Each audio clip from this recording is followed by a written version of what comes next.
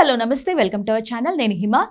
జగన్మోహన్ రెడ్డి గారు రీసర్వే పేరుతో చంద్రబాబు నాయుడు గారి క్రెడిట్ అంతా కూడా ఆయన ఖాతాలో వేసుకుని ఓ పక్క రైతులు గగ్గోలు పెడుతున్నా కూడా వాళ్ళ ఆవేదనలు కనిపించడం లేదు. ఈ టాపిక్ మీద మనతో మాట్లాడడానికి senior political analyst Lingamaneni Sivaram Prasad garu నాతో పాటు ఉన్నారు. సార్తో మాట్లాడదాం. నమస్తే సార్.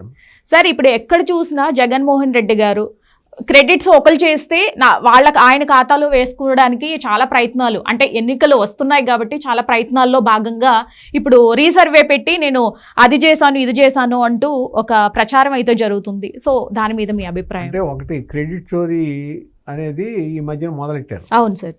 ఎవరి కాళ్ళు క్లెయిమ్ చేసుకుంటాం. అంటే ఒకటమ్మా, ఎప్పుడో బ్రహ్మానంద రెడ్డి గారు మాజీ ముఖ్యమంత్రి ఒకటి చెప్పాడు, రాజకీయాల్లో ఆత్మహత్యలు తప్ప హత్యలు ఉండవని. ఇప్పుడు జగన్మోహన్ రెడ్డి గారు నిన్న చేసింది ఉంది కదా, ఏది ఆ క్రెడిట్ మొత్తం నాదే. అవును. ఏది ల్యాండ్ సర్వేకి సంబంధించి రీసర్వేకి సంబంధించి క్రెడిట్ మొత్తం నాదే, నేనే అద్భుతంగా చేశా, ఆ మొత్తం నేను చేసిందే అని అంటాం చూసారా, అది ఆత్మహత్యా సదృశం. అవును. ఎందుకంటే ప్రతి ఒక్కరికి తెలుసు అప్పుడు జరిగిన ల్యాండ్ సర్వే. జగన్మోహన్ రెడ్డి గారు ఆ విధంగా సర్వే చేయించడం, కాకపోతే ఆ రోజున జరిగిన సర్వే అధికారులు చేసిన ఇది, అక్కడ ఉన్న స్థానికంగా ఉన్న వైఎస్ఆర్ కాంగ్రెస్ పార్టీ నాయకుల ప్రమేయం, ఇవన్నీ చూస్తే మీరు ప్రతి విలేజ్లోనూ ప్రతి చోట ఈ ల్యాండ్ రీసర్వేలో అవకతవకలు జరిగినాయి.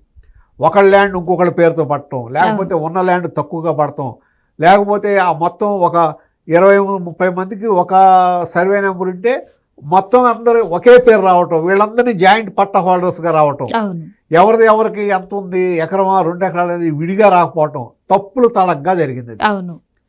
అది గగ్గోలు పెట్టేశారు. ప్రతి విలేజ్లోనూ రైతులు గగ్గోలు పెట్టేశారు. ఏంటిది, ఏం జరుగుతుంది అసలు, దీనికోసం తిరగటం, మళ్ళా రెవెన్యూ వాళ్ళ దగ్గరికి వెళ్ళటం, వాళ్ళకి లంచాలు ఇవ్వటం సరి చేయటం కోసం విసిగిపోయి జగన్మోహన్ రెడ్డి గారు వ్యతిరేకంగా వేశారు. ల్యాండ్ సర్వేలో ఆ రోజున ల్యాండ్ సర్వే చేపట్టడం, అలాగే ఆ సర్వేరాళ్ళ మీద తన బొమ్మలు వేయించుకుంటాం, అట్లాగే ఈ పట్టాదారు పాస్ పుస్తకాల మీద జగన్మోహన్ రెడ్డి గారి బొమ్మలు వేయటం, ఇవన్నీ కూడా మొత్తం ఆ జరిగిన ల్యాండ్ సర్వేకి సంబంధించి అవకతవకలన్నిటికీ జగన్మోహన్ రెడ్డి గారిని బాధ్యులుగా చేసి ఆయన్ని ఓడించారు. ఇవాళ ఆ బాధ్యత మొత్తం నాదే అని ఈయనే ఒప్పుకున్నాడు. చంద్రబాబు గారు నా క్రెడిట్ చోరీ చేస్తున్నాడు, నేను ల్యాండ్ సర్వే బ్రహ్మాండంగా చేసింది, నేను చేసిన సర్వేని చంద్రబాబు నాయుడు గారు క్రెడిట్ చోరీ చేస్తున్నాడు. అసలు ఆ క్రెడిట్ చోరీ ఎవరు చేయక్కర్లా, నీకే ఇస్తారు క్రెడిట్. క్రెడిట్ ఇచ్చారంటే మైనస్ మీరు తీసుకున్నట్టే. ఆ మైనస్ మొత్తం తీసుకుని మీరు ఎత్తున పెట్టుకుంటారంటే, అక్కడ ప్రజల్లో ఉన్న ఆగ్రహాన్ని మొత్తం మీరే భరిస్తానంటే ఎందుకు వ్యతిరేకంగా చేస్తారు ఎవరైనా సరే? ఎవరు చేయరు. సో ఇక్కడ ఏంటంటే, ఇది ఇప్పుడు జరుగుతుంది ఏంటంటే, తెలివి తక్కువతనమా, లేకపోతే తెలియనితనమా, లేకపోతే అహంభావమా, లేకపోతే మూర్ఖత్వమా, ఎవరికి అర్థం కావట్లా.